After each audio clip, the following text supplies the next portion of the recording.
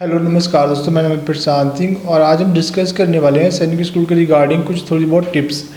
कि सबसे पहले तो देखो, आप सभी ने जो फॉर्म भरना है उसके बारे में मैंने एक और वीडियो बना दी है पहले से। और अब हम डिस्कस करेंगे कि हमें इस एग्ज़ाम को अटेम्प्ट कैसे करना है। वेल, अगर सभी ने फॉर्म भर दिया है तो अब फाइनली बारी आई तैयारी की। तैयारी कैसे करना है? वेल देखो, जितनी भी जैसे जीके है, मैथ है, रीजनिंग है और इंग्लिश है। अब ये जो चार सब्जेक्ट है ना, ये चारों के चारों सब्जेक्ट किसी भी तरीके से मतलब 2-3 महीने में नहीं होने वाले। इनके लिए अगर 1 साल प्रॉपर दें फिर ठीक है, 2 साल भी लग सकते हैं। जो ट्रू है ये है, बिकॉज 90% 90 क्या 99% जो बच्चे हैं वो तो फेल ही कर जाते हैं। उसकी वजह ये है कि हम लोग इस एग्ज़ाम को बहुत ज़्यादा लाइटली लेते हैं। ज़्यादातर मेरे पास क्या, सभी के पास जितनी भी एकेडमी वगैरह होती होंगी तो सब में यही होता है कि जब हम फॉर्म फिल करते हैं तब सबसे ज़्यादा बच्चे आते हैं, जबकि ऐसा नहीं होना चाहिए। फॉर्म तो आप 2 महीने पहले फिल कर रहे हो और एग्ज़ाम तो जो बच्चे इसमें सिलेक्ट होते हैं वो कम से कम नहीं तो 2 साल की तैयारी के बाद सिलेक्ट होते हैं। 1 साल पेरेंट्स ने घर में तैयारी कराई होती है और 1 साल वो एकेडमी में जाके तैयारी करते हैं। ठीक है। और तैयारी मतलब जो सब्जेक्ट की हम बात कर रहे हैं जैसे मैथ, इंग्लिश, साइंस, जीके, ये सच में बच्चे के लिए बहुत टफ होते हैं। मतलब ऐसा पॉसिबल है नहीं कि कोई बच्चा 4th या 5th स्टैंडर्ड में पढ़ रहा हो और वो पेपर सॉल्व कर ले। किसी भी तरीके से नहीं हो सकता। वो पेपर जो सैनिक स्कूल के एग्ज़ाम में आता है अगर कोई बच्चा सिर्फ स्कूलिंग के पे ही कर रहा है और वो 10th स्टैंडर्ड में भी है या 8th में है, तब भी उसके लिए मुश्किल होगा वो पेपर सॉल्व करना, अगर बहुत अच्छा बच्चा है तो भी। और जो एक और बड़ी इम्पोर्टेंट बात है, जो सैनिक स्कूल में हम बच्चों को क्लास 6 के इंट्रेंस के लिए बच्चे पेपर देते हैं, मतलब क्लास 5th के बच्चे पेपर देते हैं, सेम पेपर आपको अगर आपने +2 किए और इंडियन आर्मी में आप सिपाही भर्ती होना चाहते हैं, अब तो खैर वो ख़त्म कर दिया अग्निवीर वाला, तो उसमें भी सेम टॉपिक आता है। और अगर आप कहीं पे जैसे पुलिस वगैरह में जीडी में भर्ती होना चाहते हैं और आपकी क्वालिफिकेशन ग्रेजुएशन है या +2 है, तो भी आपको सेम लेवल का ही पेपर आएगा, कोई फ़र्क नहीं होता, बिल्कुल डिटो सेम वही मैथ। उससे शायद इजी हो सकता है, टफ नहीं हुआ। तो पेपर एक्चुअल में टफ होता है, इस चीज़ को आप समझें। जो लोग जहाँ पे भी हैं, जिस जगह भी पहुँच गए हैं, लेकिन जो अब बच्चे हैं वो बहुत ज़्यादा कंपटीशन का सामना कर रहे हैं और बहुत ही मुश्किल होती है उनको इस एग्ज़ाम को निकालने में। और टीचर्स को भी प्रॉब्लम होती है उन बच्चों को गाइड करने में, बिकॉज़ वो बहुत ही कम टाइम के लिए आते हैं, सिर्फ 2 महीने के लिए। 2 महीने के लिए कुछ भी नहीं होता उसमें। तो इसीलिए मैंने एडमिशन बंद की हुई है अभी इस टाइम। तो कोई भी मतलब नहीं तैयारी कर रहा है, जो भी नए बच्चे हैं वो नहीं आएंगे। नेक्स्ट ईयर जब भी मार्च में, अप्रैल में स्टार्ट होता है, तो तब आप जो भी अगर एडमिशन लेना चाहें तो उस टाइम पे ले सकते हैं। ठीक है। और 2 महीने में कोई ज़्यादा बेनिफिट नहीं मिलता। अगर आप वैसे भी अगर आपको सिर्फ 2 महीने तैयारी करनी है तो आप ऑनलाइन पढ़ सकते हैं, या फिर जो बुक्स हैं वो परचेज कर सकते हैं। ऑनलाइन बुक्स परचेज करके खुद से स्टडी कर सकते हैं। और बुक्स में भी ज़्यादा कौन सी बुक परचेज करेंगे, मोस्टली जैसे अरिहंत की बुक आती है वो परचेज कर लीजिए, बेटर है। ठीक है। और इसके अलावा अगर और डीप में पढ़ना है तो फिर जो जो अरिहंत की बुक में टॉपिक दिए होते हैं ना, सेम टॉपिक आपको स्पेसिफिकली अलग से पढ़ने पड़ेंगे। एक और चीज़ आती है लास्ट 10 ईयर के क्वेश्चन पेपर, वो सॉल्व करके देख लीजिए। आपके पास अगर मान लीजिए 2 महीने बचे हुए हैं तो अब कितना ही सिलेबस पढ़ोगे। इससे अच्छा है कि जो लास्ट 10 ईयर पेपर आए हैं वो सॉल्व कर लीजिए। उससे क्या होगा कि आपको मिल जाएगा कि भाई किस टाइप के क्वेश्चन पूछते हैं। बिकॉज मैथ आने से ना आने से ज़्यादा फ़र्क नहीं पड़ता, जिस टाइप के क्वेश्चन आते हैं उनको स्टडी करना बहुत ज़रूरी है। अगर आपने वो किए होंगे तभी आप पेपर ठीक से कर पाओगे। ओके। और फाइनली अगर आपका मतलब इसमें 2-3 महीने हो जाते हैं और आप जब एग्ज़ाम होगा तब आप 21 जनवरी को, तो उसके लिए कुछ टिप्स होते हैं। मतलब जो पेपर होगा वो MCQ टाइप का होगा। MCQ 4 ऑप्शन होंगे, 4 मतलब एक क्वेश्चन के 4 ऑप्शन होंगे, 4 में से आपको एक सिलेक्ट करना है। अब यहाँ प्रॉब्लम ये आती है कि इन चारों में से एक को सिलेक्ट कैसे करें। मतलब देखो, अगर पढ़ा होगा फिर तो आ जाएगा, और नहीं पढ़ा है तो कोई भी मेथड कामयाब नहीं है। मतलब फिर ये होता है कि भाई 4 ऑप्शन में से एक ऑप्शन ट्राई करते हैं, 50-50 कर लेते हैं, 2 कैंसिल कर देते हैं, और जो बाकी 2 बचे उसमें तुक्का लगा देंगे। ठीक है, ये भी तभी वर्क करता है जब आपने अच्छे से पढ़ा हो, आपको पता हो कि जो बाकी के 2 है वो कैंसिल होंगे कैसे।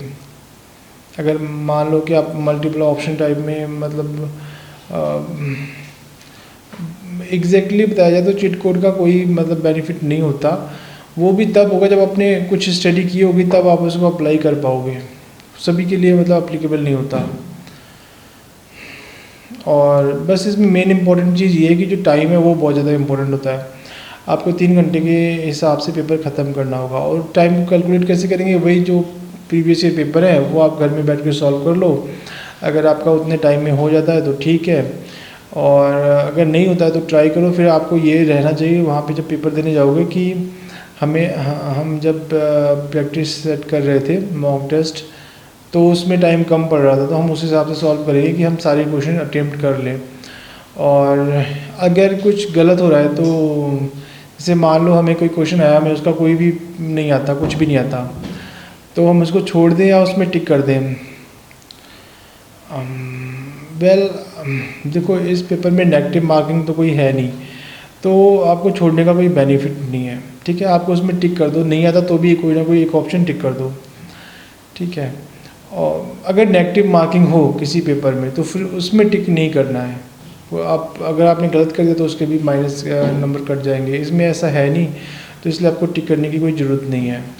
मतलब टिक छोड़ने की, एग्जाम पे क्वेश्चन छोड़ने की कोई ज़रूरत नहीं है, आप टिक कर दो। पर ये ना हो कि आप सभी पेपर में ही ऐसे कर दो, मतलब हर एक क्वेश्चन में ही अपनी तरफ से टिक कर दो, तो वो चीज़ बहुत ज़्यादा मतलब नेगेटिव है। उसका तो मतलब ये है कि फिर वो होगा ही नहीं। ओके, और वहाँ पे आपको पेपर में लेके क्या जाना है। फॉर एग्जांपल जैसे अपना पेन है, बॉल पेन, वो तो लेके जाना ही जाना है। और इसके बाद गम वगैरह होता है कहीं वहाँ पे, जैसे थंबनेल लगाना होता है तो वो तो कई स्कूल में प्रोवाइड कर देते हैं, कई बार नहीं करते हैं। ठीक है, तो इंक पैड बहुत ज़रूरी होता है, प्लस गम फ़ोटो वोटो चिपकाने के लिए, प्लस जो आपका पेन है वो। जब कई बजे ज्योमेट्री बॉक्स लेके जाए, ज्योमेट्री बॉक्स की इतनी ज़रूरत नहीं पड़ती है, ज्योमेट्री बॉक्स का वहाँ पे कोई मतलब ख़ास काम नहीं होता, क्योंकि आपको पेपर लिखना ही नहीं है, सिर्फ टिक ही तो करना है और एक सर्कल बनाना है। कई बच्चे क्या करते हैं, सर्कल ऊपर नीचे कर देते हैं। जैसे हाँ, एक मान लो बी क्वेश्चन है, आपने उसको सॉल्व कर लिया, और जब आपने टिक किया सर्कल तो वो सी या डी में लगा दिया, ठीक है, या ए में लगा दिया, तो फिर उसको कैंसिल करके फिर बी में कर देते, जो कि बिल्कुल ही गलत है। इससे दोनों क्वेश्चन गलत हो जाते हैं। मतलब जहाँ पे लग गया बस उसको लगा रहने दो, उसको कैंसिल करने की कोई ज़रूरत नहीं है। और कोई भी वहाँ पे आपको नई वो OMR सीट नहीं देगा। जो OMR सीट आपको असाइंड है, आपकी सीट पे आई है, बस वही रहेगी। आप जितना मर्जी उसमें गलत कर लो, वो बोलेंगे हम लास्ट में चेंज कर देंगे या ठीक कर देंगे, पर वो नहीं करते हैं, कोई भी नहीं करता। ठीक है, जिस सीरियल ऑर्डर में वो आपको मिली है बस वही रहेगी, वो सीरियल ऑर्डर चेंज कर ही नहीं सकते वो लोग। जैसे आपके बच्चे उसमें नाम गलत लिख देते हैं, फिर उसको कैंसिल करते हैं, फिर नया नाम लिखते हैं। वो क्या होता है, अगर ऐसा कुछ भी आप करेंगे तो जो OMR मशीन होती है वो उसको पिक नहीं करेगी। वहाँ पे कोई इंसान नहीं बैठा होता कि वो देख ले कि ये चीज़ कैंसिल है या उसमें ओके टिक टिक लगा हुआ है, कुछ भी लगा हुआ है। अगर मशीन ने रीड नहीं कर पाया तो सीधा पेपर उठा के डस्टबिन में डाल देते हैं। ठीक है, रीड कर लिया तो जितने मार्क्स आए हैं उसमें लगा देंगे, फिर दोबारा से पेपर को बाइंड करके रख देंगे। कुछ टाइम के लिए जो OMR सीट है वो लोग अपने पास रखते हैं 2-3 महीने तक। ठीक है, कई बच्चे हमारे बहुत एडवांस होते हैं ना, तो वो क्या करते हैं, सुप्रीम कोर्ट में हाई रेट डाल कर देते हैं, सीधा मतलब कोर्ट कर देते हैं, केस कर देंगे। तो फिर उनको OMR सीट वहाँ पे कोर्ट में प्रेजेंट करनी होती है कि देखो इसमें ये प्रॉब्लम है, इसलिए हमने इस बच्चे को, तो कुछ 1 साल वैसे जो गवर्नमेंट है वो प्रोविज़न रखती है 2-3 साल OMR को रखने के लिए। तो अगर कोई प्रॉब्लम है किसी को तो वो कोर्ट में जा सकता है। ठीक है, और अगर नहीं है तो कोई बात नहीं, 3 साल बाद वो फिर सारी कॉपी को जला देते हैं। और इसके अलावा फिर जो फाइनल मेरिट लिस्ट बनेगी उसमें जो भी जितने भी बच्चे पास होते हैं जितने भी कैटेगरी के हिसाब से, फिर कंप्यूटर आगे से उसमें डिसाइड करता है कि भाई जो किस मेरिट लिस्ट में कितने बच्चे आए हैं। फॉर एग्जांपल जैसे SC ST है तो उनकी मेरिट लिस्ट बहुत कम, मतलब कि मार्क्स बहुत कम जाते हैं। फॉर एग्जांपल जैसे 300 का पेपर है तो 240 ले आए, 20 ले आए तो भी उनका हो जाएगा।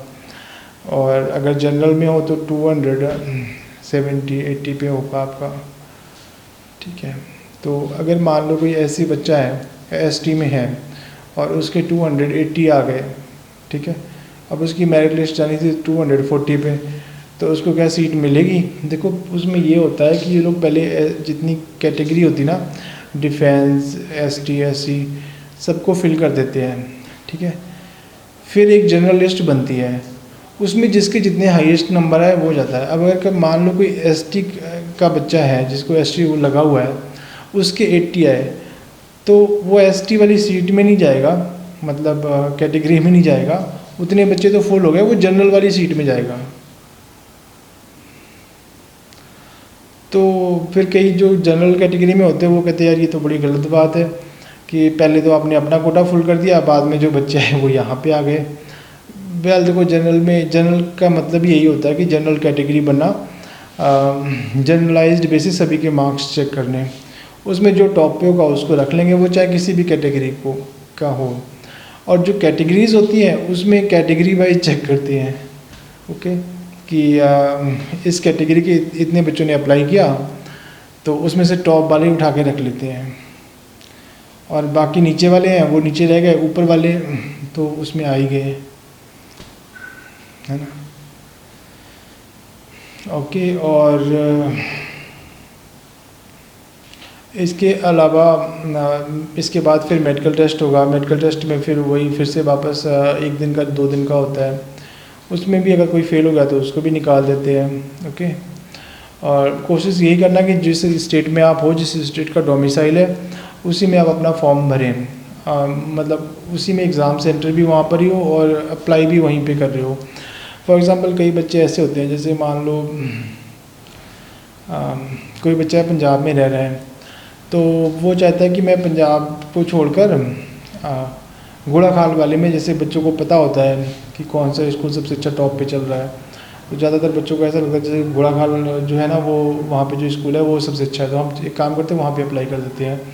उसका भी नुकसान ही होता है आपको, जिस स्टेट में आप हो उस स्टेट का भी तो कोटा होता है, 80% बच्चे मतलब उसी स्टेट के लिए जाएंगे और बाकी के आउटर बाहर के स्टेट से। हर स्टेट में ऐसे होता है, जैसे कोई स्कूल राजस्थान में है तो वहाँ पे 85 बच्चे राजस्थान के होंगे, बाकी की किसी पूरी इंडिया से आके वहाँ पे पढ़ सकते हैं। कई स्कूल अपने आप को बहुत अच्छा मेंटेन करते हैं, बहुत अच्छा वहाँ पे रिज़ल्ट आता है, तो बाकी स्टेट के लोग भी चाहते हैं कि हम यहीं पे जाएं, नहीं तो जा ही ना। या फीस का भी होता है, कई ऐसे भी है जहाँ पे फ़ीस कम होती है, वो सोचते हैं हम इसी में करा लें तो सबसे अच्छा है, ओके। उससे नुकसान ये होता है कि जो आपका स्टेट कोटा है वो ख़राब हो जाता है, फिर आपको दूसरे जो यहाँ पे 80% में आप आओगे वहाँ पे 25% में आपको 20% में मतलब मुश्किल होता है। फिर उसमें भी फिर लिस्ट बनेगी, फिर उसमें जितने भी उसमें आप जनरल में ही काउंट होते हो हमेशा, ठीक है। और भी कोई प्रॉब्लम हो, इशू हो तो आप इस दिए हुए नीचे नंबर पे कॉल कर सकते हैं, पूछ सकते हैं, ठीक है। Okay, thank you.